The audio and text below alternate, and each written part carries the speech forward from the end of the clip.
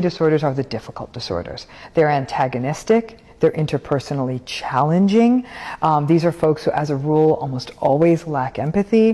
They tend to be entitled. So it's almost like narcissism becomes a nice sort of like the midpoint of a lot of these disorders. Like most of them have qualities of narcissism in different ways. And as you said, the 4 disorders that hang out in cluster B are antisocial personality disorder, borderline personality disorder, narcissistic personality disorder, and something called histrionic personality disorder.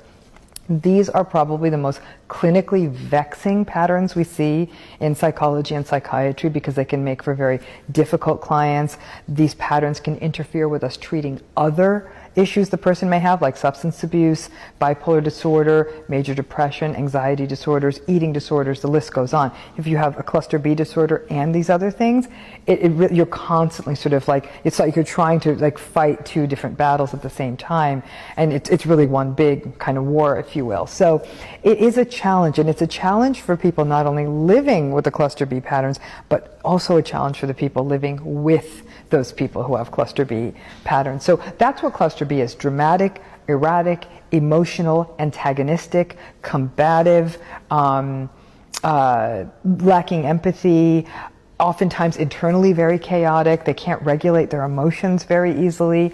And some of these are really clinically demanding. Borderline personality, for example, is a very clinically challenging condition. Narcissistic, histrionic clients, they don't even tend to end up in therapy that often. And antisocial personality disorder, those folks often end up in prison. The cluster B disorders